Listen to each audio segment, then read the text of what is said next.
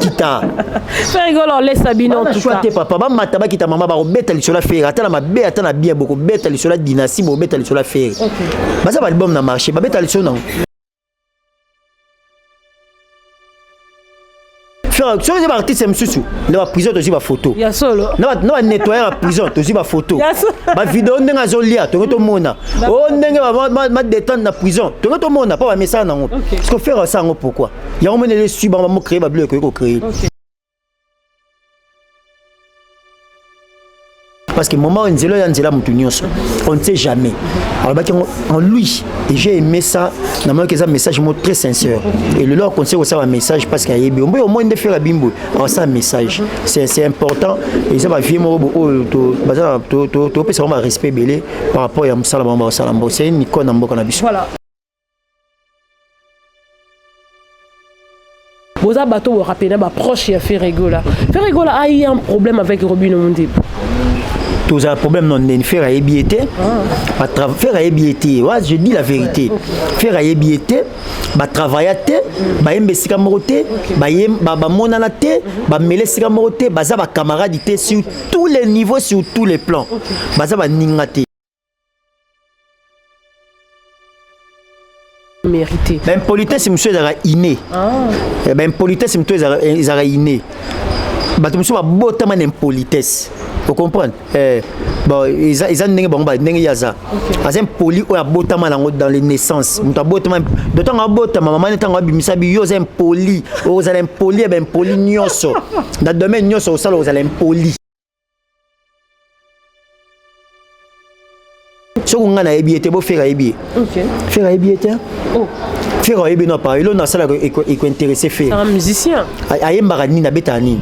Un musicien, ça, il y a 26 000, 60 000, vues de nuit, millions. Millions de salles, un concert à 1000 personnes. Il y a un examen de conscience.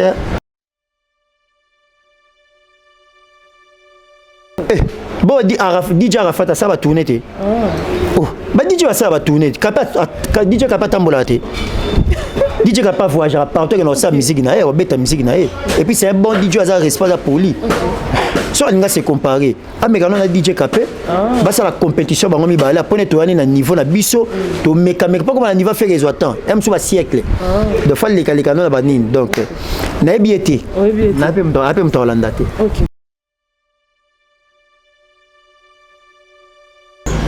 Oui, mais ça va être débat, Gims a bêta, ça va lobby à débat, Gims va travailler pas bêta, Gims va tenir en tout cas, na tiki boulot, na zone chic, c'est que na tanga bien té. Voilà, parier, à parier. Au moins que Gims a bêta nil parce que ba disque diamant platine na zola ngondeni.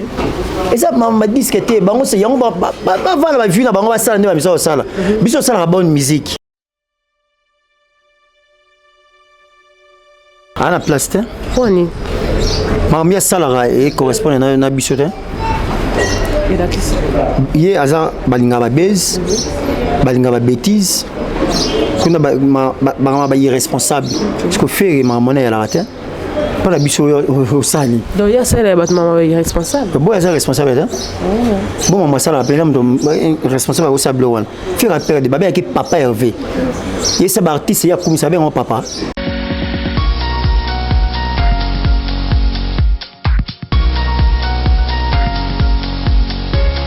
D'aujourd'hui. Suivez. Le ciel s'assombrit.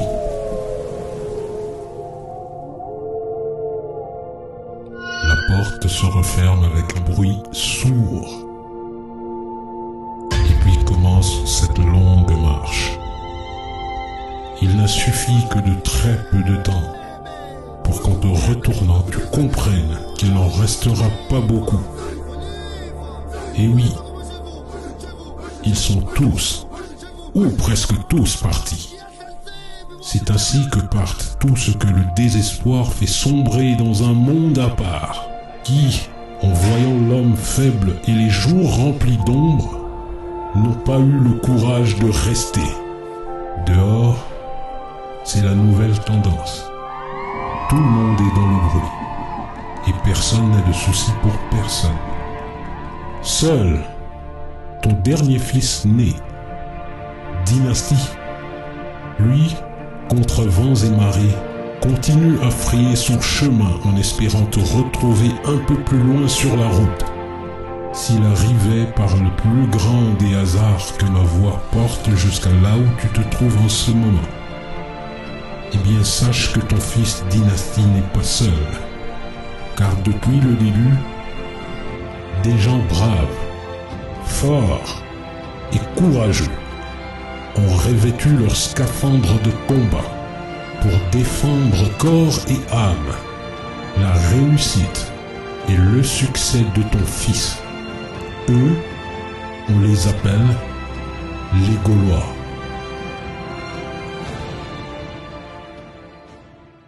Voilà, moyen biaza libanda, musique est incarcérée parce que Ferregola est incarcéré. Aujourd'hui, Ferregola est libre, peu musique il y a Congo est libéré. Tout bien que le capitaine de la musique congolaise, tout bien le père de l'indépendance, il y a musique congolaise. Et pourquoi tout ça pour la niba qualificatif wana. Beaucoup y a le lona fiston fra balobi, les révolutionnaires de la presse congolaise. Donc solo lana y pemme awa, la plateau Afrique Centrale Télévision à Koubet la biso. Déjà pour votre information, il est le père de Gouvé de Gaulois. Ceux qui vont mon aller le Gouvé de Gaulois à Beta Kapembe Soda Mbodi parce que Fiston Frappe a Kangela Kaima Koloté à Bimisa Kai. Merci beaucoup Obed Kimpou quand on compte Fiston Frappe. Tobeta Lissolo.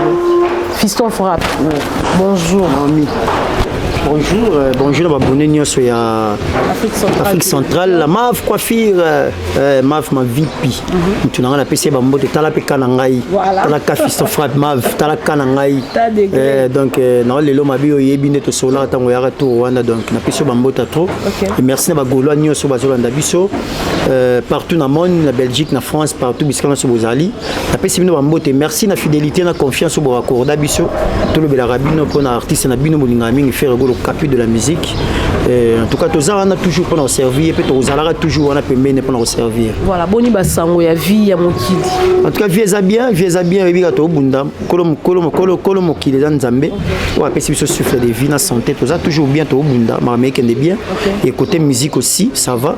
On a pour na sortir papa avec les lots et on moni biso ba drapeau ba poudre la mutu. Et quoi annoncer bien que non, ba la examen d'état. Ba tout na kyote na nzela to ba. Et bimi et combien de pourcents à 100%? Oh, et quand ligne na bien jet set. Oh, jet set ça hot donc. N'est ce que bateau embrayement. Et ça plaisir mboke c'est peu na bi que tito comme pourquoi?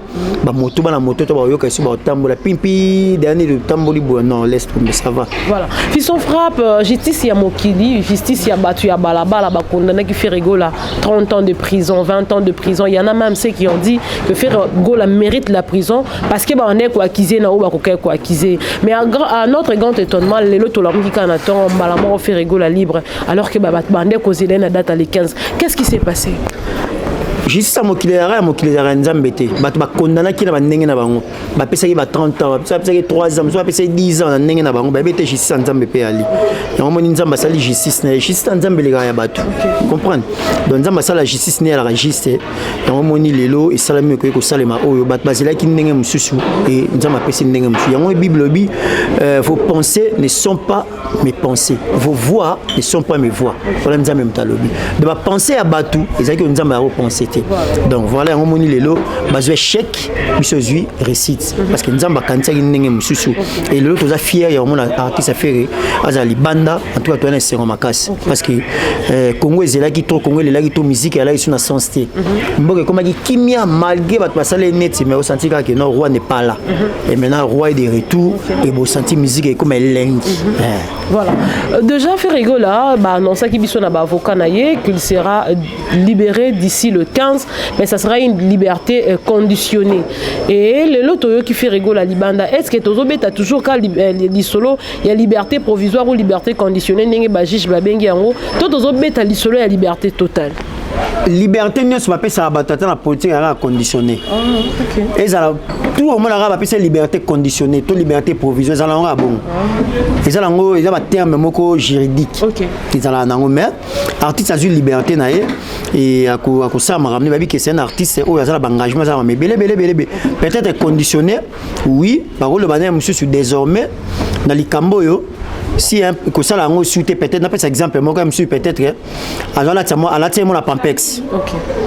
Si quoi c'est le compte de liberté conditionnée prochainement Pampex maman de fala ta moi yo on a été sur moi la Pampex c'est conditionné voilà donc ba tu ba quand tu na ndenge na bango donc conditionné za ma mebele biso to éviter ba conditionner ba pesier voilà oh batu au moins la batu ba pesa ba condition la banque batu ba bagi ba 30 ans ba pesa ba condition ba condamné bo wana batu mais ba biteza la ngo bongote ka ba ba ke liberté conditionnée ka batu wana so tout le monde ba conditionner ba pesa faire ba pa le bangote o yo ba lobi na eboé mais en réalité ça na ngo ya ngote voilà mais oh c'est important artiste na biso ça déjà wana biso doit très fier très content toi na sengo na biso na bité lo so na la mupanzini na bi goûter so na liani donc na appétit on les até donc pour ça ça mam qui les até donc na sengo morobo donc pour ça na lo ba kabo parce que kozanga faire temps o ezali perte o sentir lo mo ezangi mais kozana eboé moniki ba sensibiliser sanzo to sali voilà selon maître l'avocat Ig Matadi à lobby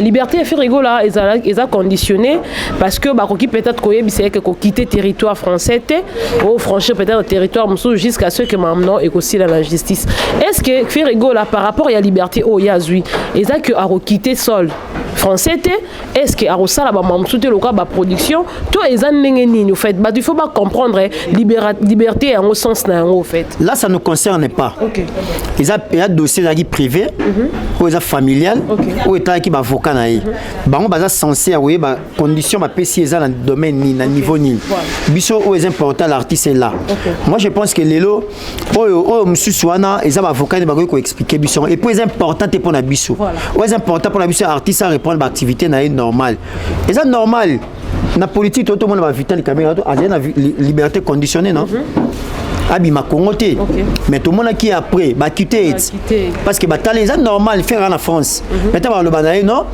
par rapport à l'Ikambo peut-être dans le ba courrier vous avez qu'on répondre te poser qui absent mais tu peux sur un mois exemple tu peux sur un mois alors dans un mois on a tu routine de la même sous 3 ou 4 courriers alors tu as besoin de courir au répondre des bisous ça conditionne alors bima France neni peut-être ba routine de les courrier sous mercredi faut à répondre par exemple par exemple interpeller qui est à répondre à la convocation va courrier par exemple le changement d'adresse alors peut-être ba oui c'est le quoi na il y a un moni à obligé à en France pour un temps pour quelques jours quelques semaines ndenge ba sur le lit et puis de deux boye ba que ata eza conditionné faire ndenga bimba ko zonga pe Kinshasa sikoté pourquoi parce que faire étant à voyager déjà à kenaki mission de service à kenaki ba tourner médiatique à kenaka ça ba clip on a salité jusque là intervenu je crois la TV5 et puis la chaîne Moka Radio a foncé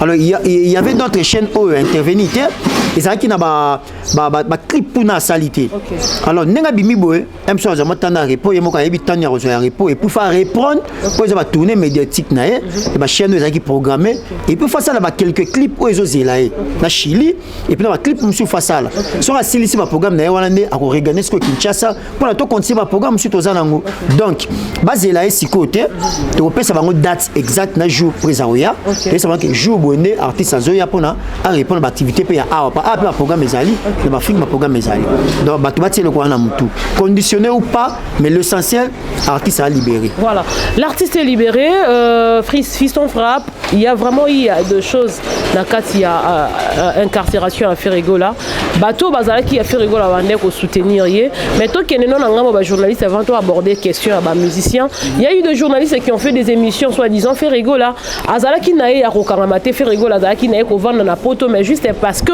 azala qui n'a besoin ya ko intervenir dans concert il y a 4x4 été et yango esala qui a kosa que aza enfermé la prison et deuxièmement les gens ont dit que Ferregola le col azaki na album Dynastie Bimaki Sika le col bazaki na besoin de faire promotion Ferregola ça leur juste kaka une façon il y a le bakangi pour créer business deux hypothèses wana yango le bama qui na média ndeni ko décortiquer on les a bateau mais ça toujours ko inventer bilo na bango bateau mais ça aussi ba base Ferregola jamais a ko casser carrière na ye atika album na ye pour na koselo mobu est-ce que ça kosa likam azab to ba gère ba base to créer ba bilo ko na non même pas bato ba tsona mutu na bango te alors passe na bango ezali nini le ko na ba mesana na ba artiste mususu OK soka za place il faut photo faut vidéo le va faire sali yango te yango moni bango ba et toujours na ba discours moko ya bongo tu comprends faire soka za artiste mususu na ba prison aussi ba photo ya solo na ba nettoyer la prison aussi ba photo ba vidéo ndenga zolia to to mona o ndenga ba détendre na prison to mona pas ba message nango parce que faire ça ngo pourquoi yango moni les suivre ba mo créer ba bleu ko créer aza père de famille aza responsable ya ba te belé o jamais ko se mêler na ba bêtise wana ke yo asala bakosa boy non aki ma concert wenge pona obanga nini faire qui ma concert les 30 jours pona obanga nini to obanga voix nani to obanga banani ozomona do aza ko intérêt wana te souci na écouter nga za ba vie na ye yango mona biso tout za na concert wana appuyer quand to mona ba vidéo yo ko te faire kosa avec concert la Guinée pas Théodore Obiangema président de la République a tindé les jets et rejoyer faire boya pas qui ma concert wenge na wenge concert wenge na président Théodore Obiangema président de la République invitation c'est important ozomona ke batu ba créer ba bilo mo o ezalté na sens té do eza batu ka ba ni ko sala yango pona baluka ndeni bambatala bango nde ba mesana non Dynastie album ya kitoko bongo fera créer lango base par rapport à ni banze même bien na kati yambi mabe non eza batu ba penser bazangi ce que leur sala yo to bi ke ba vivre na biso actualité c'est faire bon matabo kitabo tourner tout autour na ye ya solo yango to mona banelo ba sa tala ba na poko ba analyse na ba lelo faire na faire ba sa ba plateau na ba sa ba émission sur faire ba mataba kita dans les bons ou dans les mal vous parlerez de faire bon matabo kita bon le la faire dans les bons ou dans les mal tout le monde bon bête faire sur la faire bon matabo kita faire rigolo on laisse Sabine en tout cas papa ba mataba kita maman ba bête sur la faire atala ma bé atala bien beaucoup bête sur la dynastie bon bête sur la faire ba ça ba album na marché ba bête sur non ba bête ateka likolo dynastie mais oui que toke non tozonga album dynastie bande bimi e kotisi bato studio mingi donc zong si mudu bena kenda ka beti abi on dirait simbité na zonga les zong si bato studio belé ba zo ba coup par correspondance ba coup OK carte rose OK poza coup en mathématiques ya chant studio kotan oya boyoki ça pique poza cours anglais ya chant studio tango côté tango ya sur sotala bokutani na dos unique on ndeza oza ba steno biso ça ba commercial oza ba steno donc il faut ozongi susu oye su tango yo kaboki royaume kunga on a monnaie comme on dirait culture générale géographie donc c'est ça donc dynastie za cour bat bazui on ba artiste belé bazongi ba studio pour la corriger ko revoir parce que ba qui fait tant album ba s'attendait ne lo faire la pécité ba ka album ba message au pesa bato et surtout azo ki 5 ans obimba to za ki temps na biso pour la ba bité to za ki temps to ba finga obimisa te asila banga biso to obimisa oui bo bimisa mais bo bimisa pe lo bien parce que 5 ans faire la pécité bango costaud album avec non awa était biso les sons et l'eau so l'eau mbang simbate l'eau photo ça on photo préparer ezaka base ya maele ti avant c'est l'eau faut pas préparer ngo base ya maele parce que l'eau mbang simbate biso je temps préparer dynastie to moni résultat yo bazongi sous ba studio susu tore ba peso rumba et comme monsieur ba yarobina donc c'est-à-dire ba comprendre que dans laquelle bat album rumba mais dès que faire abeti rumba la dynastie pardon nakima rumba on siko bato belé boye baté zouk rumba et le ba petit na moi na gouvre legola ki lumbukila donc avant di pa bige awa cela na rumba na dynastie na beta rumba ne les ça pique les deux uniques et le carte rose pardon na que na robina luketu na ngai yo mona kimba moko abimise sur danse pa bige awa bat pa bossa na maroyemba na robina batango ka parce que na royemba ba ya na la dynastie to comparer carte rose ne lo abimise parce que koyemba texte style et kokanate yo mona ba kimi donc ba kota sous ba studio et surtout que moyembi abimi déjà Kolo Makam, Moto Yambo. Voilà, Ferrigo l'a incarcéré, on a eu de messages de soutien de partout et la première personne à soutenir Ferrigo là c'était Koffi Olomide, on a lancé un message de soutien et même dans l'émission précédente, l'émission et puis la dernière émission à Talakiango, c'était ce matin avec Noli Tamboua, notre confrère journaliste que j'ai salué à passant, ils ont continué toujours à lancer un message fort à Ferrigo là, alors que Dans le passé, Toyebaki, Kofi Olomide, Nafi Rigola, c'est comme s'il y avait un bras de fer. Est-ce que le message il y a soutien à Kofi Olomide, c'est un message sincère? Et qu'est-ce qui motive Kofi Olomide, il y a ça, un message à réconfort à faire? C'est un message vraiment sincère et puis il est motivé, ils vient à la vraie valeur. Kofi Olomide, malgré Maramne Moussou, c'est un vieux oyo, à la vraie valeur culturelle Yabatou. Comprendre? Lui-même a regretté à faire. Parce qu'il a dit que faire Europé c'est belé à quartier la terre. Et puis faire Europé c'est ce belé dans Mboka. Il y a un temps que non, c'est une valeur ajoutée dans Mboka. Alors bien sincèrement, dans lui, alors bien on a un sentiment. Alors bien je connais le vieux. Après si message il y a fort outil Katinae parce que bah vieux comme Kofi Olomide, bah banga batala batuté. Mon avantage à ça non. Via banga batala batuté. Malgré il connaît Maya Yemba, pas vieux un style pas Yemba.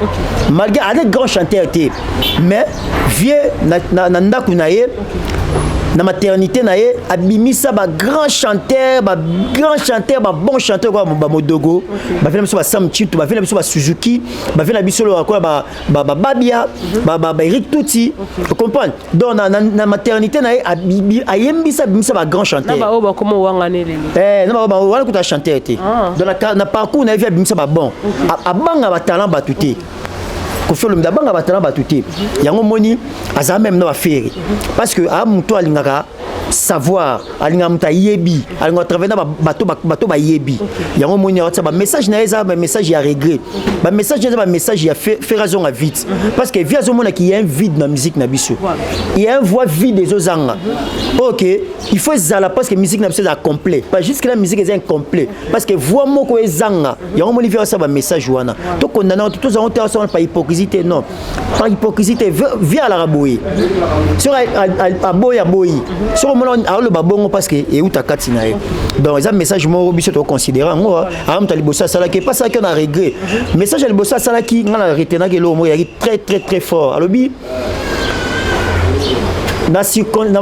na moment moko boye faut tika ba guerre monsieur to za nango pour intérêt ya mboka via tala que malgré ba guerre musicale to za nango mais na moment où il faut te soutenir l'artiste parce que moment nzelo ya nzela mutu nyonso on ne sait jamais alors ba en lui et j'ai aimé ça na moi que ça message mo très sincère et le leur conseil aussi un message parce qu'il y a au moins de faire bimbo alors ça message c'est important et ça va vieux mo to peut ça va respect belé par rapport à Salamamba Salambo c'est une icône en Boka Nabiso. Voilà est-ce que Ferregola parce que vous êtes le proche de Ferregola si déjà on doit le dire devant la télévision et la caméra vous avez bateau rappeler proche de Ferregola a eu un problème avec Robin Mondib.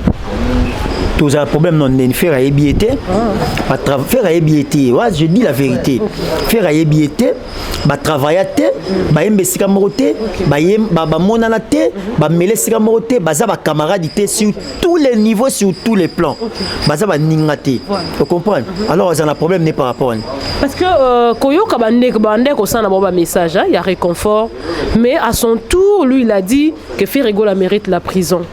Donc à côté de la prison, à Kimba la prison, pour être mérité. Ben politesse, monsieur, ils inné. Ben politesse, monsieur, ils inné. Ben monsieur, va botaman impolitesse. Vous comprenez? Bon, ils ont n'engagé bon bah n'engagé yaza. Azem poli ou abotaman dans les naissances. Muta botaman. D'autant que botaman maman est en abimisa bio zem poli. Aux allem poli ben poli nyoso. Dans domaine nyoso au salo aux allem poli. Dans botaman n'anga bimi n'anga koli n'ango. Alors batabo ba mankara batu nyoso. Boka motem comme ça avant de manquer président de la République. Robino. Boka motem comme ça avant de manquer Viemboso. Boka motem comme ça on a manqué mutu nyoso ça va manquer parce qu'ils ont des naissances. Donc ils ont bateau comme moté et bah la problème de vérité bah ça appelle la problème de faire pas yebiété. Si on a yebiété bo faire yebié. Faire yebiété. Faire yebié non pas il on a ça est intéressé faire. Un musicien. Ayem barani na betani. Un musicien, ça, il y a 26 000 vues, 60 000 vues de nuit, millions. Millions à ça, un concert à 1000 personnes. Il faut faire l'examen de conscience. Tant que il faut faire l'examen de conscience. Oui, il y a 26 millions de vies. Est-ce qu'il y a un concert à 1000 à Pamba, à 500 personnes? Au milieu de nous, sur les abous, au moins la période que nous avons sur ça, la vie c'est quoi? La vie c'est quoi? C'est rien.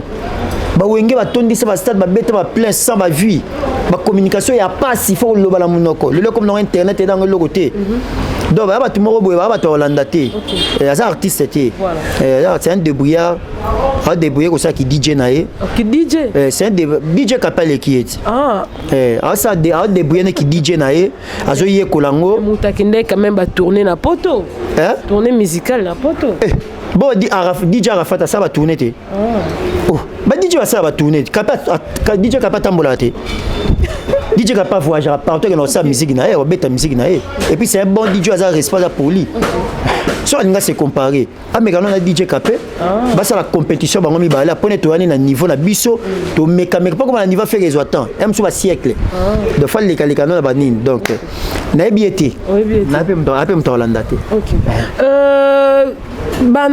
5 ans passés Ferrego la un album T alors on dirait Azaki moi délaissé na quoi il y avait vraiment pas des artistes qui l'entouraient, il y avait vraiment pas de gens qui parlaient de lui, mais aujourd'hui Ferrego a l'album Dynastie sur le marché, Ferrego l'a incarcéré, tout le monde dirait bande comme sous ba musicien ba comme ko pousse en vers Ferrego là tout le monde de qu'on a biso miel de son wa sali même ba benga ngoni acoustique a immortaliser Ferrego là tout le monde ba déplique pomba bazoya ba défendre Ferrego là. Qu'est-ce qui fait que Batouara va s'accrocher vers Ferrego alors que pendant ces temps Ferrego là a combien on dirait tout le monde bon les gens à l'époque bazaki ko ndimate pour ba côté sara bango esprit moko boye ke faire azel loroté que mutu moko boye né banane ba côté moko boye te batute est-ce que ça ba campagne de déstabilisation ça makasi na niveau faire niveau presse niveau musicien ba mono ndé mutu moko boye ça danger na makambo moko makambo bo ba mono faire ndire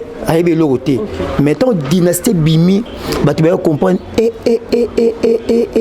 tout ça qui berre ba ko sabiso ko lo makambo ndé on connaît là ba souvent mona mtato melisi na butu na tongo tango la muka a luka mer na da ba luka ba tongo tani album to mi ba comprendre ti ba vela biso ko ba lokwa kanja ba lobby ba Nazar résultat nato ka récemment artiste ko la Taïk Taïk to posa lobby auparavant nazo comprendre pourquoi Chanma Boye et pas Ferrego là mais tant on a poussé de près dans quel album n'est Dynastie j'ai compris maintenant pourquoi Ferrego là ba pataraka abi c'est pas un humain moto ko za ba talent en até et surtout na se perna humble nae na charisme nae na musala oya salaka il a compris bataille qui va diaboliser pour la faire maintenant avant d'habiller ça c'est un monstre normalement Nzembo il est plus qu'un donc batu bakanisa yango moni le album Dynastie bimi parce que comprendre yango moni ngai fiston frappe nazaro le bana bateau vous connaîtrez la vérité et la vérité vous affranchira je savais pour nazaro le bango parce que na yeba qu'il y aurait un temps pour comprendre qui est Ferrego là et lelo bat vendre fiston frappe as a prophète venanga lento kuka benga mo petit nango za prophète bayani kayenga ba frappe na frappe prophète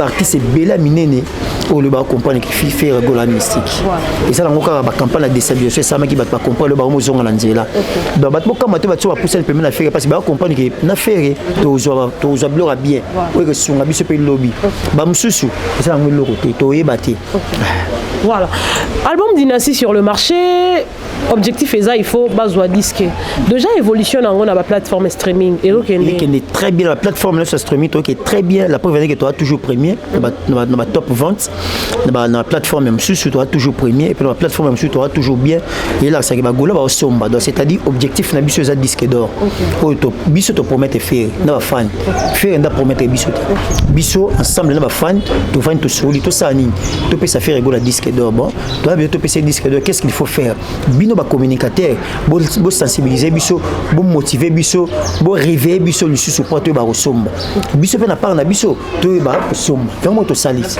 bango ba biso to sangani to sangsi fox biso to sa émission to motiver basala boy bango pe na part na bango nini ba resomba yango moni to kene bien et c'est pour bientôt disque d'or et pesama disque d'or certifié na Snap kala mingte ba misu ba ibo zo ya TikTok et attends Snapchat pe ça ah bon pe ça bon Snapchat il y a Snap pe ça non qui peut nini pe ça ma il y a Instagram Bah, on peut savoir maman. Bamso TikTok, Instagram, pesama. Na qui peut TikTok il y a nini application nini. Bah disque pe na TikTok et comment Instagram. Et comics. Pour la caméra bio biso to bon peut savoir biso disque d'or à TikTok. Et comics bah ça va disque d'or à TikTok, Instagram, Snap, bah TikTok ils allaient battre bele ba ozon. Mais biso to Snap certifié. Pas biso to somme. Et bango font la Zander. Font la Bluetooth. Oser comics et comics yango on a téléchargé. Non dans WhatsApp ko. Téléchargé. Na méga mouké flasher là 1 giga comme ça na ti. Mbala moko yango ba pesa bango na Snap, ba pesa bango na Instagram, ba TikTok, ba pesa bango par rapport à moi. Mais ndenge ba plateforme. Batika la biso. Batika la biso dynastie to pesa on pe la ya toza na fie jour wana. Biso nyos na France na Snap bien costume, cravate à mokié. Puissant franc. Si ma fait rigole. Disque d'or. Ya ça ba j'ai été plutôt jouer vieux to zone qui ça. Ya solo. Et to zone qui ça. To jouer vieux to zone qui ça. To tika killer kuna. Killer to tika kuna, killer qui laisse. Tu as des mensonges. To tika kuna. Et to tika kuna biosko kanga koto. Ba yuma baza ko kanga ba yuma na biso to beta elkin. Biso to boya. Zone killer pas ba boya, a zone e moto ça na bo. Biso ya moto tika li ya. Te biso to tika te to boka to zone. Killer ndaza biso to bi killer avant na kuna. Yem ko na bisa ke da killer so salaire. Yom ko me ko salaire o ya. Ba mbata na beta. Oh bangé. Ya ka li passa na ngai. Et to kana bien. On va très ressembler à ça. Voilà mo li passa. Voilà mo li passa. Aibi déjà to solane air tout. Ne sait yo za professionnel. Biso ko to ba loko. To ça en équipe nationale, to sali Fox. Ya on moni to makasi boko ya to meki ko to kuna killer a eli bino. Boya ko to biso moto ye. Bo kimela rapi. Voilà. Mais netika ka na ndenge ba sala pe ba critique avant to comme on a ba mamba journaliste msu balobaka. Ba lobi fait rigole la rendez-vous na ba bafle pende zate mais ndenge ni bolo ba ke bozwa disque tandis que na ba barbe yo kabinoté na ba terrasse ba yo kabinoté na ba YouTube bozoko ko poussa ba clip na ba 1 million de vues mais bobi que non bozwa disque bozwa ndenge ya moni ba kosara ba tuto zo disque d'or parce que ba rendez-vous na bango za na ba bafle bango ba kosara ba to biso disque d'or ba kantsaka ko beta majo kanande ozi disque d'or ya moni bango ba kantsaka pe bongo biso to na monde wana te biso to na monde ba vue te to na monde wana te biso to na monde ya kosomba. Vous comprenez? Gims a bêta na kisasa. Il y a un bar ni ba bêta mettre Gims. Ah ba disque d'or ngazo ndeni. Ba réfléchir ça raté. Ba lo ba trop, ba réfléchir ça raté. Boy bi ça raté débat Gims a bêta sera lobby à débat Gims ba travailler pas bêta Gims ba temba obina. En tout cas na tiki boulot na zongi chic c'est que na tanga bien té voilà parier à parier au moins que Gims a bêta nil parce que ba disque d'or ba disque diamant platine na zo la ndeni.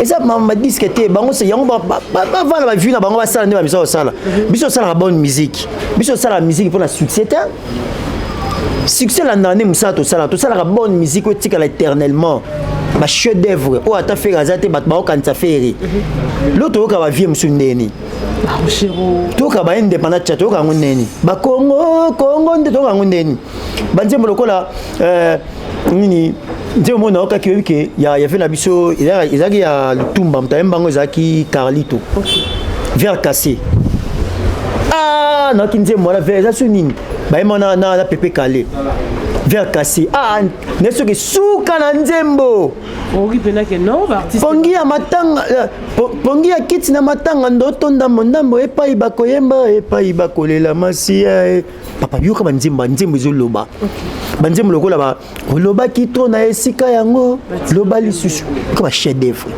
ti lelo ebetaka banzembo ba conseil tozwango na génération le parfait à part faire tous les bon la génération faire l'autre qui na stade to zonga maboko pamba match si bo poli bo zonga maboko pamba ba bengi ko za trophée so wapi aux 8 zongi maboko pamba banzembo qui parle to zonga wapi ba mission c'est ça bleu ba mki ba sauter signer ba bosani c'est la mission ma chef d'œuvre yango moni ba rendez-vous ba ba bafle ba sala nini banzembo ya ba rendez-vous na ba bafle qui ba yo kayo ndi ba disque d'or yo ba kansa bonté biso rendez-vous na ba plateforme partir na Sony bazal tozalia Naomi to ça une émission partir na Sony biso to ça musique pour na makamwana te faire sa musique on va venir ba sala atika histoire le gars Pongo Love ba Mambilia ba venir sur ba Redi Amisi ba venir sur Lutumba ba venir sur ba grand maître Lombo Makedi bazati mais tilo batika ba chef d'œuvre oh le beta même sur Rihanna sur Beyoncé zo ki kita na libala nzembo kita wana Beyoncé sur Rihanna a robeta en États-Unis aye bagaye musique azuka mélodie ayoke et outi pe musique en Afrique et pas nani grand maître Lombo Makedi abeti yango mais non faut tous en respect musique na biso fait ce qu'on tamba na matambe wana yango moni baba ta makelele basa admission album un mois 2 mois 3 mois ici la zone c'est pas hasard confiance à bloc betate kilelo e boma bango kilelo voilà fils on frappe to comme Moïse non lelo mabe à ton espace mareza toi à l'aise moi tu vas à l'aise donc toi ça les dans ba moni pena ba to baye yango na senga bana poto on ça sa mariage au soirée na cadre d'anniversaire au barbecue on organiser le mobo ya bien il y a un espace mareza okuta Gérard Moïse azana ba DJ aux à l'aise ba personne a pris à bien au ça l'événement na calme sans dérangement ba leur groupe ba leur donc aux à la condition sur on a besoin de ça bo hésiter te bo contacter biso to pesa ya bien au senti pas que qui soirée mamto c'est événement nyos aux alango anniversaire tout espace bana balcon bana scène mamto ça bien donc il y en a 5 na bango si on a besoin na biso bo un espace mareza vous contacter biso bo jamais dessus voilà fils on frappe to comme le sopena ko na suka juste car le bien mambo ba vu ba bleu wana to beta ki solo journaliste moi c'est vraiment munene boy moi munene ne d'habiter so pas da robel sopende nini azu et loko na bango bi mikolo ba bo ko makolo o kanga makolo sopende nini on ba bien en combo azuna nzembo affaire atango boy abi ya bango na quelques jours ka ba comme na 1 million de vues mais ya fait rigola ils en ont qu'à nassi donc on y batté comparaison wana ne surtout wana pourquoi faire rigola pe ça bon mateki tatonde ba ba ta vite ba ma message ba vie hein so ba kangi makolo ba bota peta basala ni ba bota rata oh bon ça artiste ba bota nani faire boto ba shikito afongola faire afongola makolo papa maloba na maternité à vivre na kangaka makolo te na fungola kapa mokili emona pe e bayo lelo ayo kei obosani passe na ngai na maternité à frappe fiso frappe kanga makolo te pa bimsa gouvle golo na fungola makolo pa makili emona pe e baye parce que ba na maternité na bango babota kate babota mona nini biso bota ba shikito na Nicodème to bimsa bana ebele na loya ilus na maternité on ba bi bakanga makolo c'est normal bo s'inquiéter pas OK ba bota rata voilà to comme na suka émission na biso fils frappe message pour na bagolo andi so balandi biso bagola so balandi biso na pesi no mbota trop faire rigola za dia libanda to sepela to fonga ba champagne et kala mingi te artiste aurait pas d'activité na nyoso auto za nango besoin bo sala biso confiance nde bo sala biso to le capon na communiquer pour na yebisa bino que ba programme eza boye même arrivé na Kinshasa to communiquer bino en tout cas bo sala no calme le mo ezate bo continuer ka ko somba pe ko consommer dynastie yango le to senga bino ya ngona pas babundaka na dynastie babundaka na dynastie babunda na mungongo babunda na banzembo programme na biso yango na ba texte na ba style la musique babunda lango yango za comme mot de la fin et tozana na répétition mais na rectifier tout comme son mot de la fin té et ngeza moi un peu bizarre son a posé question oti le loven jour ayo beta porte na ngambo bagolo parce que to yebi ba mikolele kaka aloba ki alinga faire rigola té moi j'ai eu à recevoir vient jour la émission nga aloba nga ki alinga faire rigola té parce que c'est un petit impoli à manka à Kofi Olomide et lelo alobi comme ça la émission il y a éloge sur la personne de faire rigola est-ce qu'elle sera la bienvenue parce qu'elle est une femme hein? Maman Christine Jora elle sera la bienvenue na Jesseto na famille bagolo à la place te poni mamia salara et correspond na bisote ye aza balinga ba base balinga ba bêtise kuna ba irresponsable parce que faire maman ya la raté pas la biso au sali donc ya c'est la maman irresponsable bon ya responsable hein bon maman ça la peine responsable au sable one faire la période de baba avec papa Hervé et ça artiste ya comme ça bien mon papa kombo na bango mais fait ba bien que papa Hervé wa benga ba papa Wemba ba papa Taboulay fait ba bien que papa Hervé donc pèse ba papa Zali boko ça ba buzo batin a ça buzo ba place ya bato asala buzo ba donc na pas ba gola a na place bon attention à la place à San à Lobani abi aya otsa coup de pouce ata coup de pouce ani place à Zalaki asali parce que l'album na bango place à salle c'est ma promotion to l'équipe bango kana oteka to ali kolo ya solo c'est le lot beta au monde la plateforme biso ka to ali kolo donc ça là ya ça va ça là musala le lot biso ça musala le ka bango ana place donc place exacte et rezala répéter OK autant la posa batu biso to recruter et bon la série recrutement le ka to recruter banane faire gola na ba bon parleur ala ba bon parleur ba bon défenseur siko to kene anjora le balo nini akata bilamba soni ko biso do papa faire papa Hervé alonga bilamba ana oganga biloko na biso ya rakati faire abali mutu papa va ko ablo ti o mutu biso biloko na te biso fo tambola ba discipline ba discipline te biso pe pour la respect boy ba bisa mino papa bango leki papa biso obi o boy ba bisa papa bango leki papa biso le papa bango le papa biso ne biso papa biso za wenge papa biso faire amo la wenge faire papa na wenge parce que le papa bango le papa le wenge ndeni ale ka pena ndeni ba préciser pe papa bango le papa biso na contexte ni ya lo bango vague bon ba sala orchestre pour na wenge ya solo quartier te sama na concept yemo via le ka ya bi ke ngasi o pesa équipe oyo ko maison mère oyo azo faire na bulu wana bazo ba titina ba bulu wana vous comprenez mais lundi lelo na émission moko en tout cas ça devient encore un autre sujet na lundi na émission moko pa no litambo lobi ba redémarrer mon na ndenge na bango est-ce que ngaso na besoin ça mamna il faut na se servir na bango on est le bivier ou enga redémarrer mon na ndenge musique OK azong sisu goût ya ba stade parce que ba stade depuis wenge ba betango ba vie balanda ba bete sila na artiste na osé so beta ba stade wenge mtabana ba stade pesa ba goût beta ba stade depuis wenga kangaka oka ba beta sur ba stade parce que wenga bi a redémarrer OK ba stade comme pesa maté oh stade donc oui chose étonnante na kata mambo nyoso ba bimisi na bango affiche ya robeta na stade le 29 novembre mais prix batiete ya concert oh batiete ngana ke bon so balé va foutre monte balé national bon balé national ba spectacle balé va foutre ende balé ke batoko binati bon te balé ba le zibula loketo ya balé national bon balé pela ba foutre mbon ba spectacle na sa balé nga kina ba foutre ate non ça on a raison de ça plus tard on les a concert ya balé spectacle balé boyo yo kani bo mona ba danse ba Congo représenter biso ba danse ko bina ba phase ba danse boy monotonie na monotonie et le comment ils a été maman voilà Fiston Frappe toi aussi ça siko ouais tozana biso za to samsala donc merci bande on va soutenir biso après c'est nous merci bozaki na biso na maman pasi na moni maman la nita la gabonaise na moni velanga kofoma mode le boss 5 étoiles maman la mobile maman Florence Lubaki na moni velanga me makabi Scofield na moni velanga Roger Day Mampuya na moni masanga Papson Ditissa il pas aussi la faire rigoler lo moko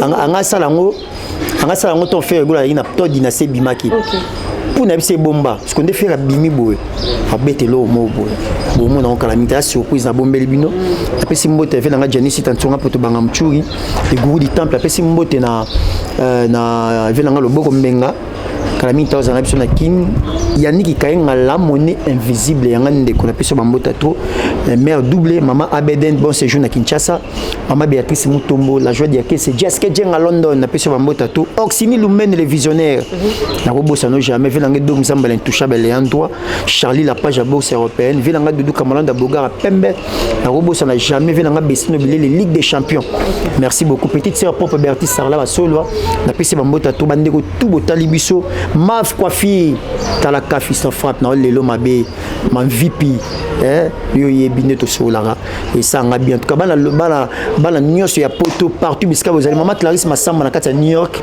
na peso peka ba mbote Jean-Paul Binda Mastakin na kata Norvège na peso pe ba merci à trop bandeko tout bolandi biso on est toujours ensemble tous ça na pour Papa Hervé merci na une invitation na yo moment to za na besoin nga to za la wana merci beaucoup c'est la famille Fiston Frappe ça a vraiment été un plaisir pour moi de partager ces plateaux ensemble moi aussi avec avec plaisir voilà merci Merci beaucoup Orbet Kimpuka derrière la caméra. Yende Moutazaki ba image. On était ensemble avec Fiston Frappe, les révolutionnaires de la presse congolaise en tout cas. Et ça là qui vient au CP l'émission en tout cas ko boss sanate, ko s'abonner massivement, surtout liker émission na biso, partager et ça la bien au Saranate. Un grand merci à Francis Mavim puis Balobi garçon bio.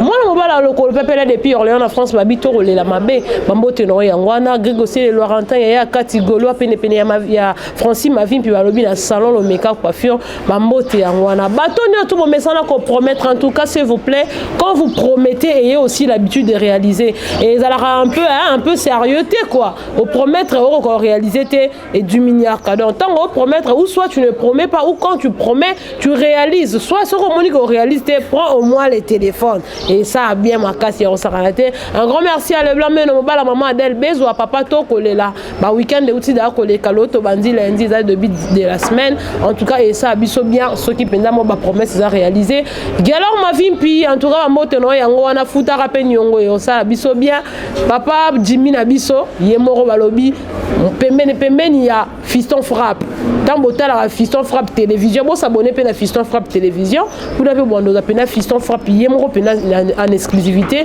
pene papa Jimmy le la journaliste et un grand merci na bilonio surtout merci à l'équipe technique d'Afrique Centrale Télévision merci à vous tous Gouve le Gaulois Sodambodi babi rendez-vous les lobby un grand merci na bilonio tous ceux qui nous ont mis à zongité torokuta na mokolo koya mais d'ici là beau savourer kaka sorti à faire rigoler les padres leader na bino et ça bien au Saranate Daniel Bonke c'est l'homme selon les cœurs de quelqu'un mon conseiller privé à moi-même libanga no yangwana en tout cas sur la bossa nse ka tokomi na ben gratitude ya makasi merci beaucoup on se revoit prochainement bye bye. Je veux ça,